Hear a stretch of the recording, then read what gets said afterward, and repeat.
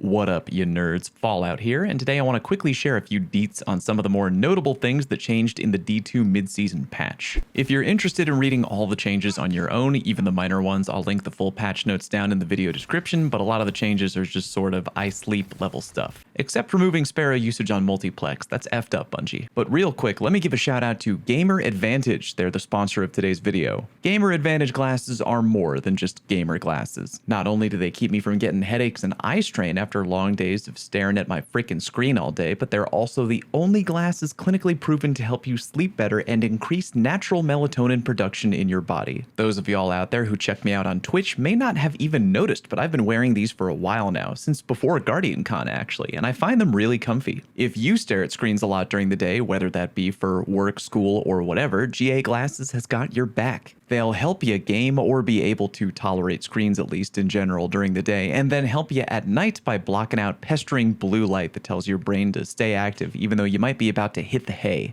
On top of that, they've got fashionable lightweight lenses and they don't have that yellow tint, which a lot of people straight up find annoying. Don't wait, get 10% off your order for Gamer Advantage glasses with code Fallout or by using my link in the video description. Thank you, Gamer Advantage. Alright, we back. Let's start with the big ticket items because I know that's probably what y'all are interested in the most, starting with Antaeus wards. The exotic got a nerf, where in order to reflect incoming damage when sliding, you need to have full ability energy, and after bouncing back damage, a portion of your ability charge would get taken away. The amount your ability charge gets eaten up is oddly inconsistent, although that could probably be chalked up to human error, as my friend who helped me is a hunter main after all. Even just one hand cannon shot took nearly my entire ability charge away upon activation, which is way more than what I was expecting. A single SMG or auto rifle shot took much less of the charge away, around 40-ish to 50% give or take. A sniper shot took away the entire charge, a rocket launcher took away nearly all of the charge, and a golden gun shot took away the entire charge. A shotgun shot, oddly, only took about half the charge, but again, possible human error, hunter, you get it. The TLDR is that Antaeus can't be used as frequently as it could before in PvP, except in maybe Mayhem, where you get your ability back fairly quick. If you're really desperate for Uno reverse carding people, you could rock tier 10 resilience and multiple utility kickstart mods, as you do get that little chunk of ability energy back after having your ability completely depleted by using Antaeus. By the way, there seems to be a weird glitch going on with the Antaeus though, where if the damage you reflect happens near the end of your activation window, you actually don't lose any ability energy at all. Sort of like activating a perfect parry, except you can't really time it because it all depends on when your enemy decides to pull the trigger, and it happens at the end rather than at the beginning.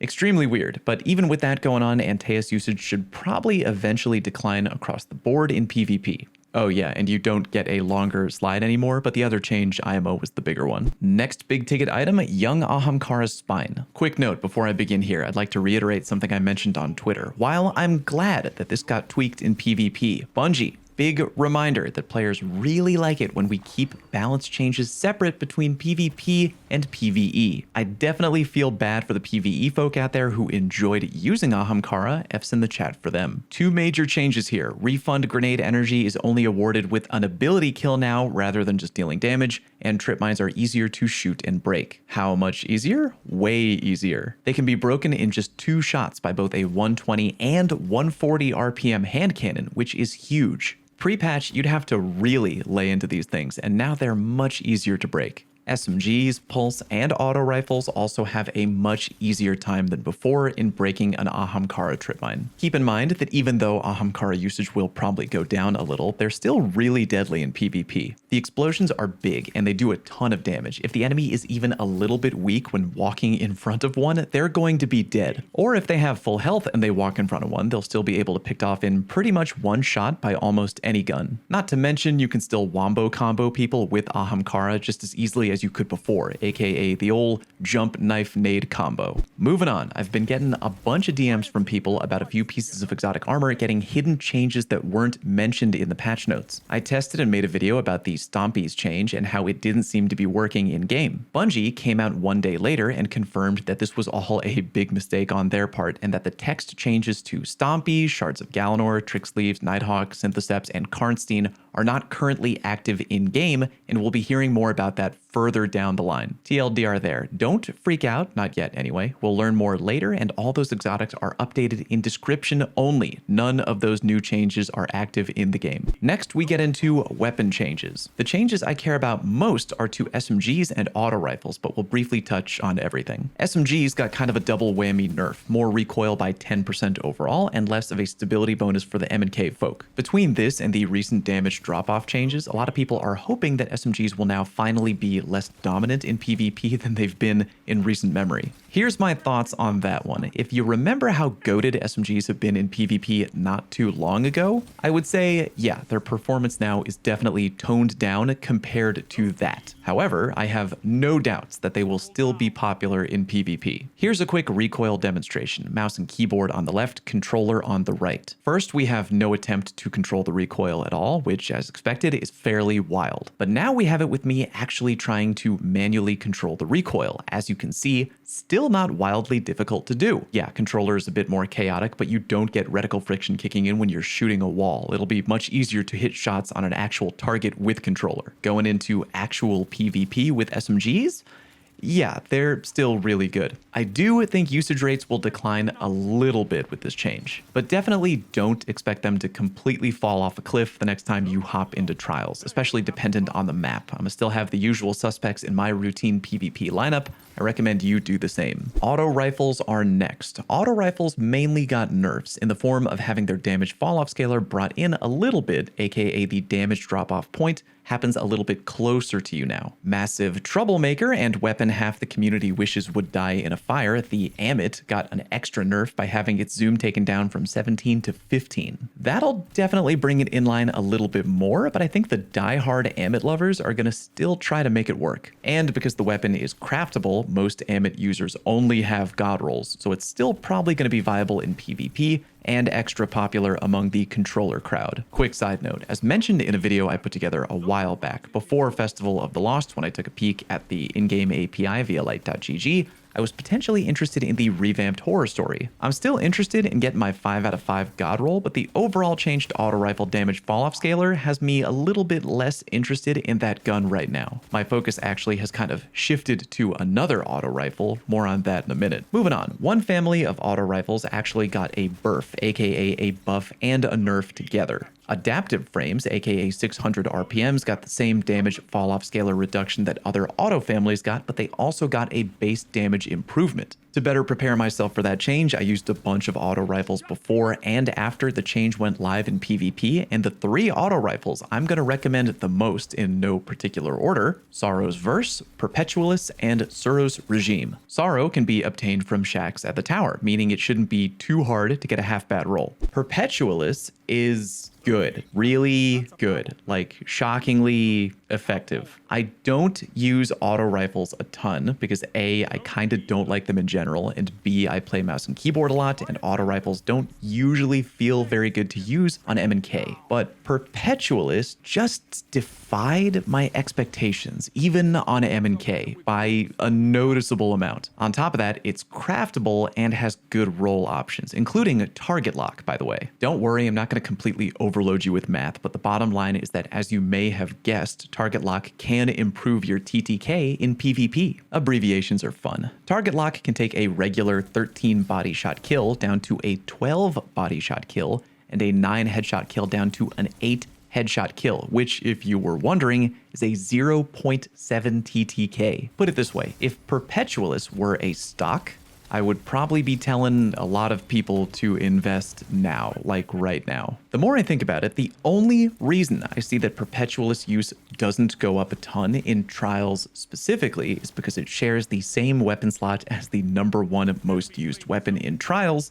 conditional finality. But yeah, even with that sharing a weapon slot, you should try it out. Oh yeah, and Suros Regime, again, feels very good right now. Go ahead and try that out if you don't have a crafted Perpetualist. Next on the patch note list, pulse rifles, and the changes depend on the archetype. Pulse rifles with low range got a bit of a buff in that their damage falloff will now start a little bit further out than before. Either I noticed this change in PvP right away, or the grid skipper is way more fun than I remember. I'm very oddly looking forward to trying out more pulse rifles with low range stats that benefited from this change, because again, I really enjoyed using Grid Skipper in PvP, and it has fairly low range and benefited from this change. The other pulse change was for aggressive frames, which have been way overshadowed by their better, more successful siblings, high impact frames. The ADS damage falloff scaler got a boost, aka damage falloff starts to happen further out than it did before. I think you're only going to really care about this change in PvP if you were already a fan of that archetype in particular. After a little fiddling around, I don't see myself putting away No Time to Explain or Phylotactic Spiral for an ag frame pulse rifle. However, if you were already a big fan of your crafted disparity, for example, you'll probably just keep using your precious baby, and I sure as hell am not going to stop you. Fusion rifles got a little bit of a slap in the damage falloff department, which I will not complain about at all. Basically, their damage falloff will occur more quickly once it begins. Trying that out in PvP, yeah, Bungie delivered on that promise for sure.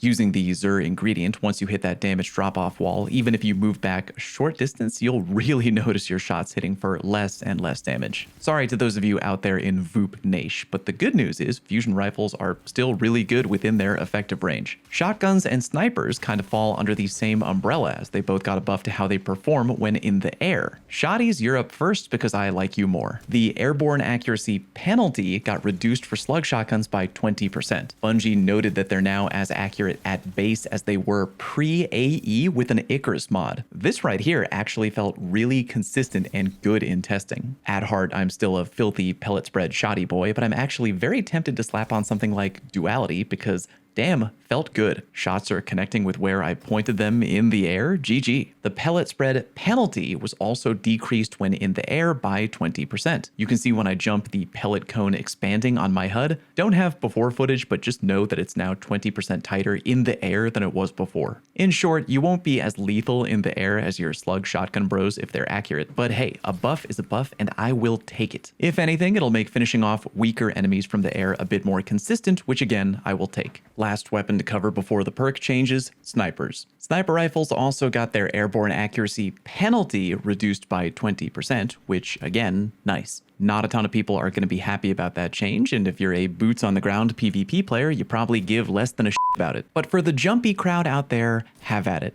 Did some very light testing in PvP, and yeah, it's really hard to measure, still fairly RNG dependent, and it depends on your overall AE number and your sniper roll, yada yada yada. Bottom line though, Bungie mentions as accurate at base as they were pre-AE with an Icarus mod, which I'm sure sniper mains are happy about, or about as happy as you can get without having perfect in-air accuracy, I guess. The other sniper change is that body shot damage got lowered across the board, which is significant because it's going to potentially reduce the amount of blinting that you can do to other people in PvP. If you don't know, blinting is when you hit someone in the body with a sniper, usually by accident because you were aiming for the dome, then you swap to a primary weapon and finish them off. Take a look at the change in damage numbers provided by Bungie. With the new damage numbers, ag frames, which could formerly kill with one sniper body shot and one 120 RPM hand cannon body shot, can't do that anymore. You now need one sniper body shot and your 120 RPM hand cannon to tag the guy in the head or they won't die immediately. With adaptive frames, you used to be able to one sniper body shot and one headshot with a 120 RPM hand cannon, and now you're no longer able to if the enemy has high resil.